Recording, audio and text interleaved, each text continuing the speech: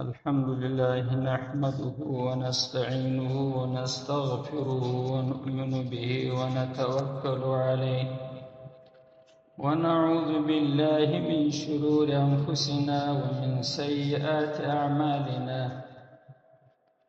من يهده الله فلا مضل له ومن يضلله فلا هادي له، ونشهد أن لا إله إلا الله وحده لا شريك له، ونشهد أن سيدنا ومولانا محمدا عبده ورسوله، وصلى الله تعالى عليه وسلم تسليما كثيرا كثيرا. أما بعد، فأعوذ بالله من الشيطان الرجيم. بسم الله الرحمن الرحيم. وعن النعمان بن بشير رضي الله تعالى عنه قال: قال رسول الله صلى الله عليه وسلم: مثل المدهن في حدود الله والواقع فيها مثل قوم استهموا سفينة إلى آخر الحديث. صدق رسول الله صلى الله عليه وسلم. دا یو حدیث شریف دی. دا حدیث مشکات شریف په 414 صفحه کې د 2 جلد روایت کړی دی،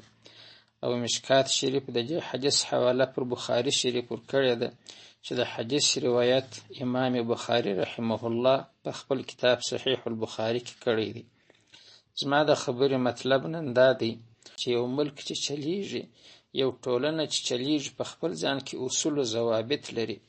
رسول الله صلی الله علیه وسلم د اسلامی ټولنې لپاره په دغه حدیث کې غټ یو اصل یې شی دی چې اسلامی ټولنه چې بقا پیدا کوي، اسلامی ټولنه چې کامیابی پیدا کوي، هغه په هغه صورت کې پیدا کوي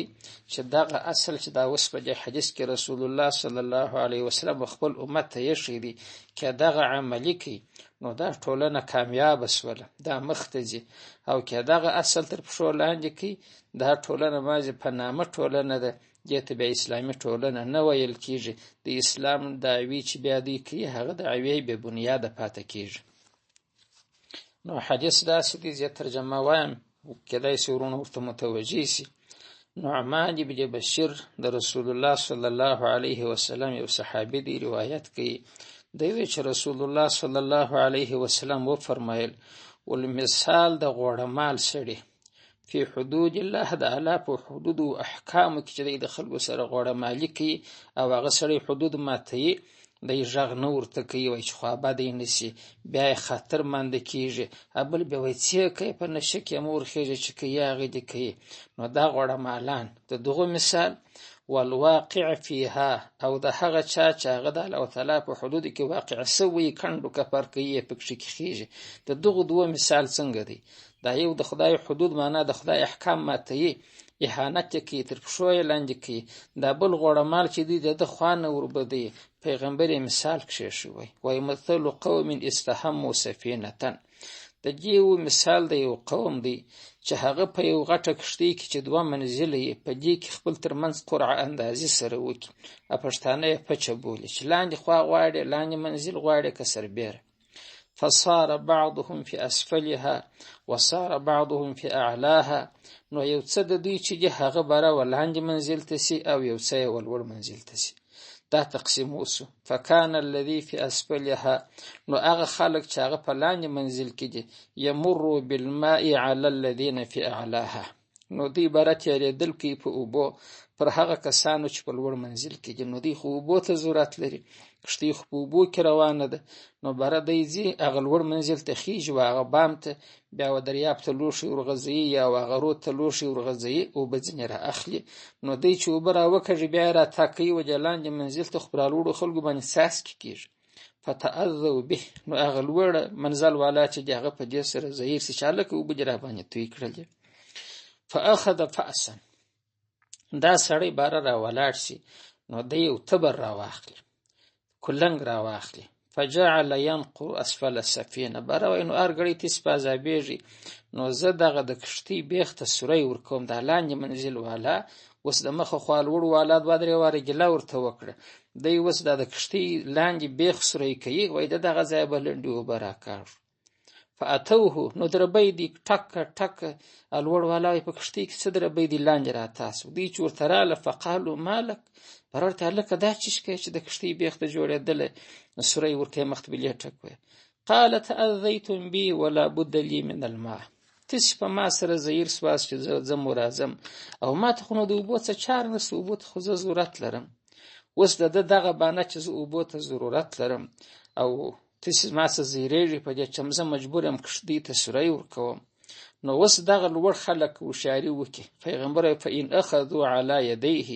که دوی نیول د ده پر لاسو وکړه یوه پړه یې ورحمله کړه یو یې کلنګ ځینې ونیوه بل یې لاسونه هلته کلک وتړي انجوه ونجوا انفسهم ده کې هم خلاصون ورکړي د غرقېدو څخه دا تبر والا یا کلنګ والا دی هم نس غرق کنې خو کشتۍ غرقېدله او دا خلکو خپل ځان هم خلاص کړي که دا کار وکړي. وإن ترکوه اهلکوه واهلکوا انفسهم که دی خپل سر ته ایله کړي چې بابا مې شروع په خپله کوټه کې دی سوری ورکوي نو خو هغه سړی هم هلاک کړي چې دا کشتۍ ته سوری ورکوه. واهلکوا انفسهم دی خپل ځان هم هلاک کړي خو دی هم د دغه کشتۍ سپور دی ورسره غرقېږي. اوس د دغه حدیث څخه پیغمبر علیه السلام موږ ته یو مثال پیش کړي چې په اسلامي ټولنه کې هم دغسې هوا پرستان سته دغسې ګناهکاره خلک سته. اوس نو دی چې دی خو زه خو د دې ګناه د شوکه چاره نه لرم مجبور یم نو زه خو به غزلې وایم مجبور یم زه خو به د لاکان راولم زه خو به ښځې راولم ګرد و مرخونه د پاتا په رقم نه ګرځم یو وخت خو به زم شوق کوم زه خو به نو ژره خورم. که دغه نور مسلمانان پر راولاړ نسي لاس یې ونه نسي نو دا اسلامي ټولنه چې د غرقېږي غرق یې څه معنی چې یوه سړي په کلي کې ژره وخریل درې نور ته بله ورځ پیدا کېږي چې یوه د لاکان راوسته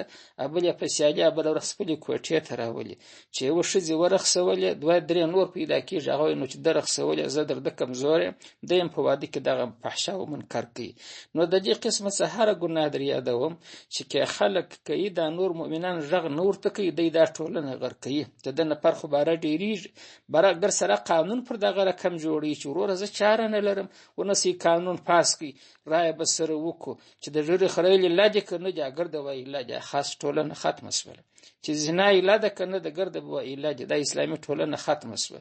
او چې ورته وایي شراب علاج یې که نه دي هغه وایي علاج خو د ګرد غوښتنه د هغه ده. نو دغه ټولنه د چا د لاسه برباد شوه د هغو خلکو د لاسه چې په دغه باره کې غوړه مالي کوله چې د پلانې کاکا زوی دی نو مه کوه پلار یې خوا په بدوي نو ته کار ولې په درې دا یې لکه بیخي د قوم رنګ په بدېږي دغه غوړه مالي که شروع وي رسول الله صلی الله علیه وسلم وایي که دا نور خلک غوړه مالي وکړي غږ نه ورته وکړي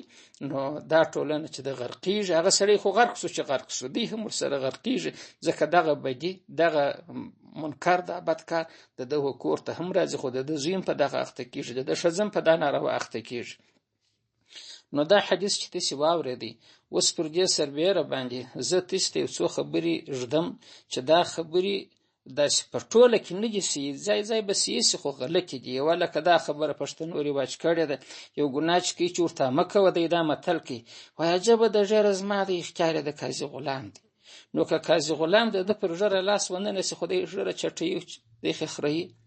نو دا سړی که د ده دا دلیل صحیح سي چې یعنې زما ژېره د څوک به کار نه رالري چې هر څه مې په کوله دا متل خو د دغه دپاره جوړ کړی دی نو دا غلط دی دا د دغه حدیث خلاف دی دا څوک باید په دغه متل عمل ونه کړي. قاضي غلام ته باید اختیار ورکړي د قاضي غلام څه مراد اسلامي حکومت دی. دا متل چې دی دا دغه خلکو چې د ګناه شوقیان دي جوړ کړی دی چې یعنې قاضي صاحب زما په ژېره کار نه لري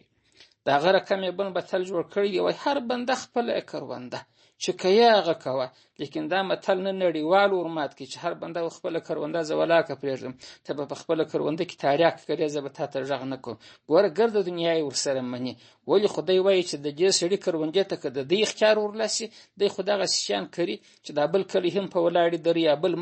ملک ټوله به په نشه کې روږ سي د انساني ټولنه یې برباد کړه ګرسره د انسانیت یې وایستل اسلامیت خو هلته پرېږدونه. یا د مثال په تور پاکستانیانو خو نو تر دغه غلط طریقې کړې ده یو ښځه د دوی بازار ته راووتل کمیس و پرتوګ یې دواړه وغورځول او دا یې ویله چې میرې جسم میرې مرضي زما جسم زما رضا ده هر څه چې په کومه معنا شا لڅوم که مخ لڅوم، دې دواړه لڅکړي پر سړک روانه وه او خلکو ول دا خو د دې حق دی، دې دا قانون کښېښي چې میرې جسم میرې مرضي. نو دا خو دغه شی کې، نو سبا یې دا بل لور هم ځینې زده کوي چې میرې جسم میرې مرضي، دا بل مینا یې هم ځینې زده کوي، دا بل خور یې هم ځینې زده کوي. نو خو دا بازار به د لوڅ ښځو ډک سي. نو اوس زه خبرې ته راځم چې که موږ هر یو لاس ور واچو په بازار کې به ګډوډي جوړه سي، په دې کې خو به جنګ جوړ سي. مجبور یې قاضي غلام به خبره چې قاضي صاحب پلانې سړی ژره خریلې ده، پلانې سړی چې دی دغه تاریاک یې کړلی دي، پلانې چې دا تاریاک ما زه مثال وایم، هر هغه کار چې ټولنې ته تاوان کوي خبرې به چې دی دغه کار باندې اخته دي. فرض که جعلي دواوې جوړوي چې نسته فقط ساده بوتلانې د خوږو اوبو یې ډکوي، ښایسته کاغذان پر مشلي تصویرونه یې اخیستي چې دا د قوت دوا ده. نو خو په دا به حکومت خبره یې نو چې حکومت یې لاس ونه نسي، په رایټ کې به څوک لاس ور واچي. دا بل چې میرې جسم میرې مرضي، یوه ورځ په نیکرو سینه بند کې راوځي، دا بله ورځ دی فقط هغه یې ورژکوي مخ ته، بله شاته، بله ورځ هغه پسې غورځي او دلیل یې دغه دی چې زما بدن دی د بل چا په څه. نو په دغسې ځای کې د مسلمانانو دپاره اصلي اساسي دا دی چې په دوی کې باید داسې یو ټولنه وي چې هغه پر دغه بدو خلکو باندې قدرت ولري، د هغو مخ ونسي، جنگ به هم نسي ځینې جوړ او دغه فحشا او منکر به هم د وطن څخه ورک سي. نو دا یو درې متله ما درته کښېښول چې د پښتنو هر متل صحیح نه دی، ځینې متلونه یې وخت خلک د اسلام پر ضد کاروي. نو دا د پیغمبر علیه السلام حدیث موږ پر ایمان دی، حدیث صحیح دی، د چونو چرات څخه وتلی دی. پر دغه باندې مؤمن مسلمان مکلف دی چې عقیده وساتي او عمل په وکړي. که بل څوک عمل پکې د هغه مخه خو نه ونه نسي، خپله کې نسي کولی، د بل مخه خو نه ونه نسي. نو الله تعالی دې اول ماته پسې ټولو ورونو ته چې دا اوري د عمل توفیق رالره راکړي، خصوصا که زنانه خلک دا اوري هغو ته دې الله تعالی صحیح عقیده ور نصیب کړي. واخر دعوانا الحمد لله رب العالمین.